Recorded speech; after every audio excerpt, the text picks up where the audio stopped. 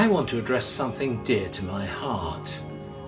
When I was rewatching the Sam Peckinpah Steve McQueen film The Getaway a few months ago, so that I can make it one of the streaming recommendations on the Chichester Cinephile podcast, I was struck by two things about its music, composed by Quincy Jones.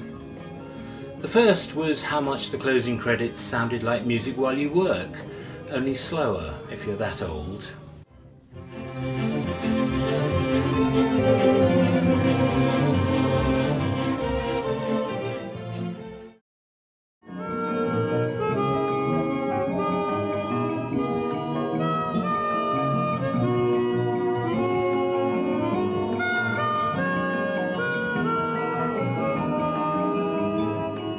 But also that the harmonica sounded to me like one of my heroes, the great Belgian player Toots Thielemans.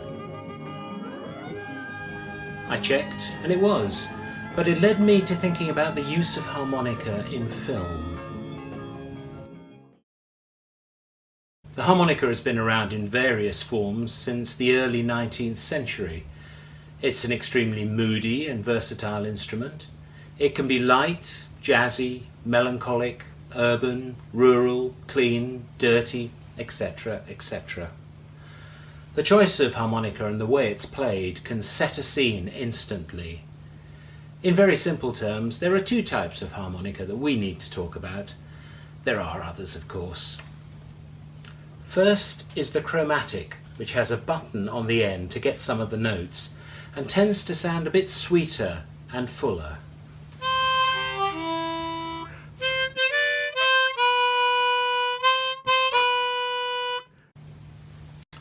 The other is the simple diatonic, which comes in various keys and is the classic carry-in-your-pocket model. When it's played straight, it is folky and light sounding.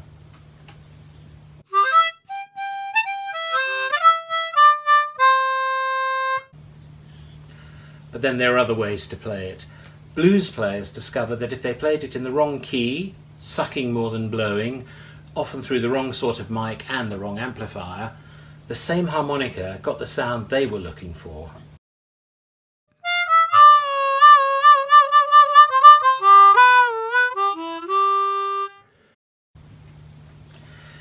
It's probably one of the easiest instruments to get a tune out of, and probably one of the hardest to play really well. There are a few major names who seem to dominate harmonica playing on the big screen. For many people, Larry Adler is the first name they might think of. He appeared in a number of films in the 30s and 40s, and he composed and played on quite a few soundtracks. The best known is probably Genevieve, a comedy from 1953 about the London to Brighton vintage car run.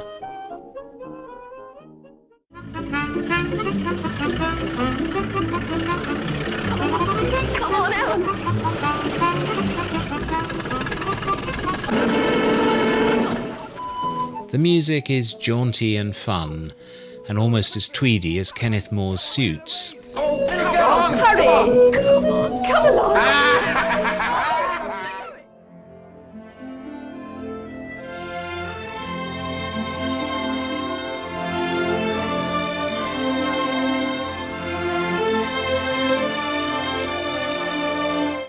Larry's younger brother Jerry is also an important name, playing on many soundtracks, including this one, Shane,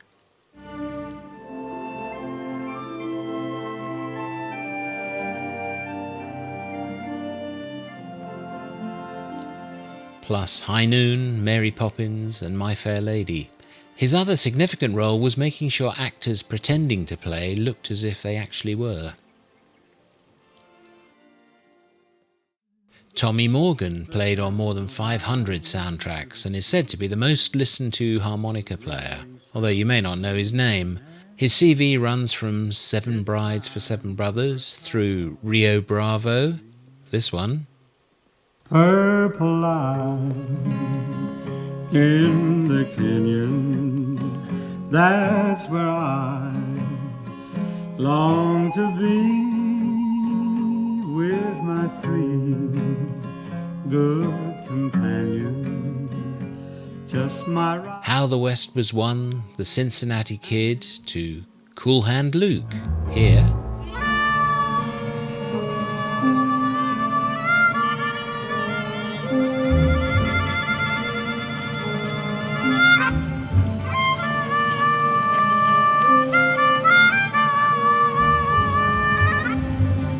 Dances with Wolves to Ratatouille and Toy Story 3.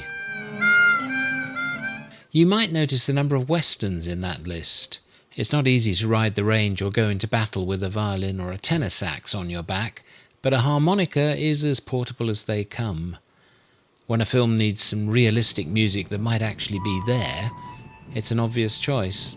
Here's Louis Milestone's classic World War I film from 1930, All Quiet on the Western Front.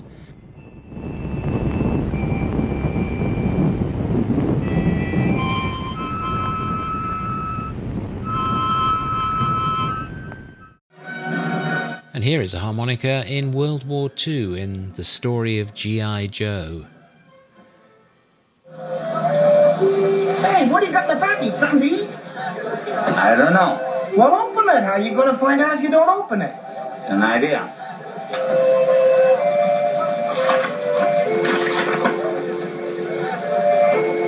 You don't see the player in that scene, but the inference is there.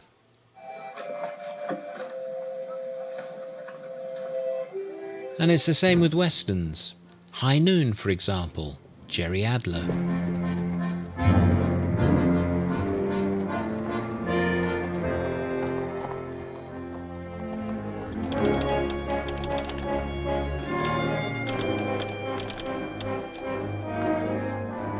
My goodness gracious.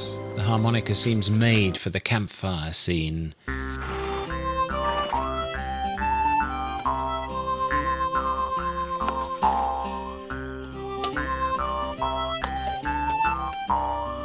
Here is Tommy Morgan again in Blazing Saddles this time.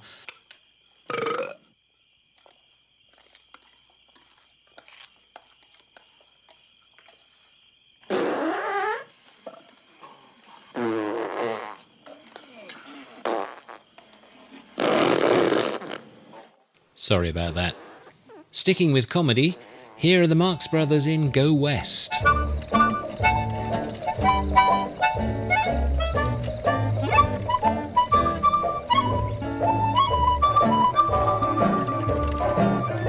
With John Carroll and his love interest Diana Lewis riding behind. Riding the rain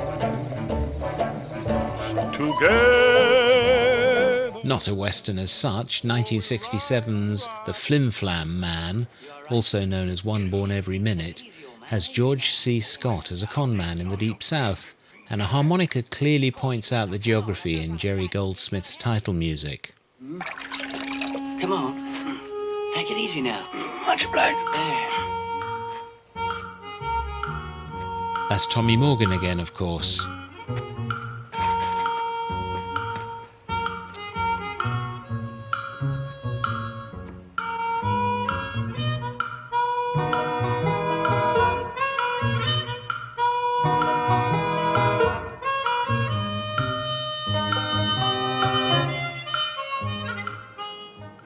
The Civil War film, The Red Badge of Courage, directed by John Huston in 1951, sets the scene with a harmonica too.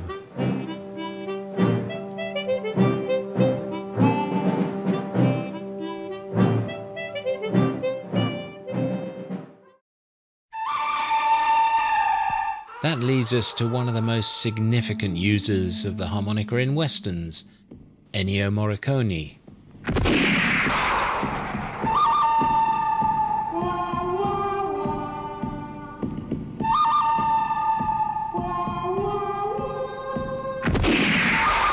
That's The Good, the Bad and the Ugly. But in Once Upon a Time in the West, 1968, the Charles Bronson character is simply called Harmonica.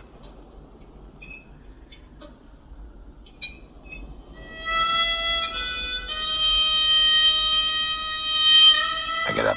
The musician is Franco Di Gemini, who was on other Sergio Leone spaghetti westerns and has appeared on many films. For Once Upon a Time in the West, he adapted his chromatic harmonica to play the iconic three-note riff.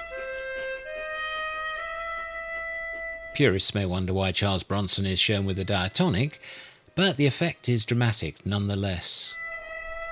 Finally, on the subject of westerns, John Hammond Jr. blew up a more up-to-date feel for Little Big Man in 1970.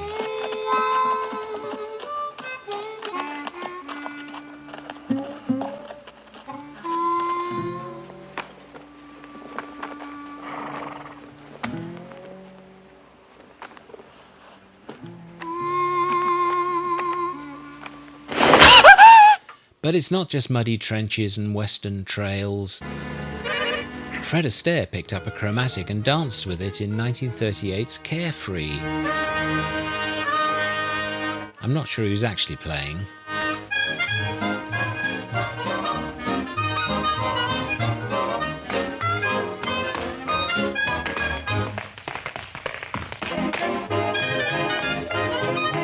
I suppose he might have been. That was Since They Turned Loch Lomond into Swing. A completely different mood for the harmonica, freewheeling urban, can be heard in Henry Mancini's opening music for Breakfast at Tiffany's in 1961.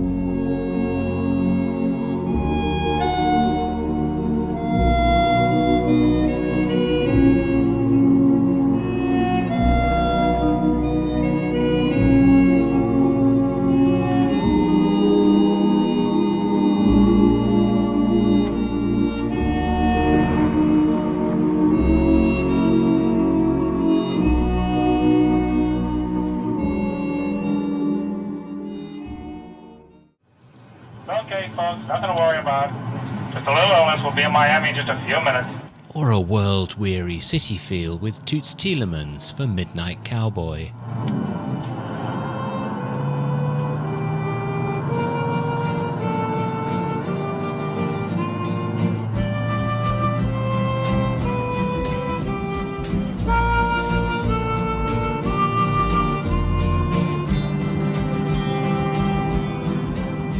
Similarly, a member of a biker gang in 1953's The Wild One plays in a bar. It's rebel music. Pops, give me one of those crazy beers, will you, man? Man, that was real cool, guy. That was Danny Welton. The film was an early outing for Marlon Brando, who also plays a chromatic harmonica, after a fashion, in Last Tango in Paris in 1972. As if he didn't have anything better to do. I guess it's symbolic.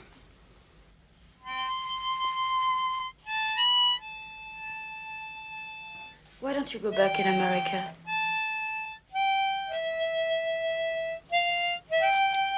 The soundtrack of Last Tango in Paris is by Argentinian sax player Gato Barbieri. But the soundtrack CD starts like this.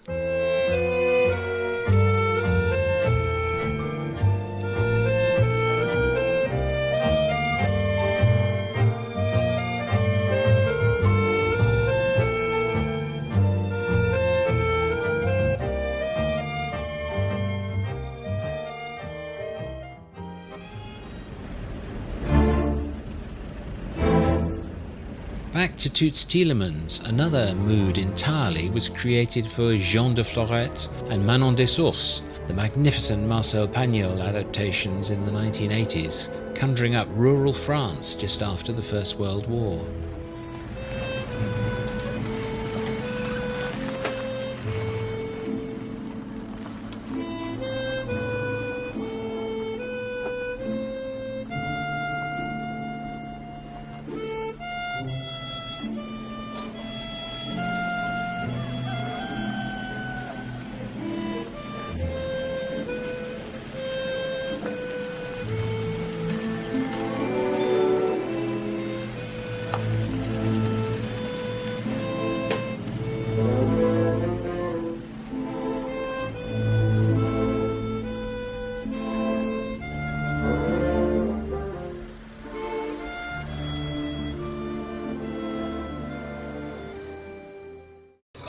When Muddy met Lil Walter, he was just 17 years old.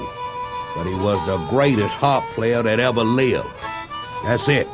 That's all. We haven't mentioned the blues yet. There are many examples. including the representation of Little Walter and others in Cadillac Records, the story of Chess Records in Chicago.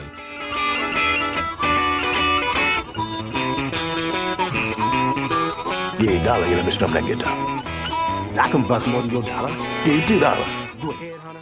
But steering away from real-life characters, Crossroads, Walter Hill's 1986 blues film, has Joe Seneca miming to the wonderful Sonny Terry and his distinctive harmonica sound.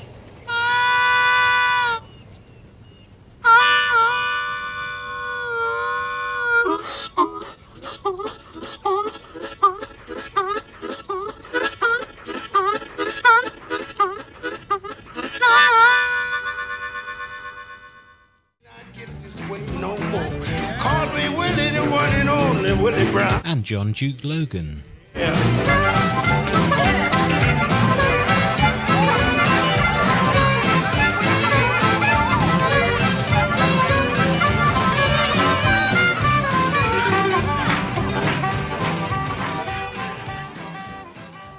One last example to finish with. I haven't seen Francis Ford Coppola's 1966 You're a Big Boy Now, but I know the music, which is by the Lovin' Spoonful. That band's John Sebastian is a fabulous harmonica player, and his tune Lonely, Amy's theme, is yet another mood to consider.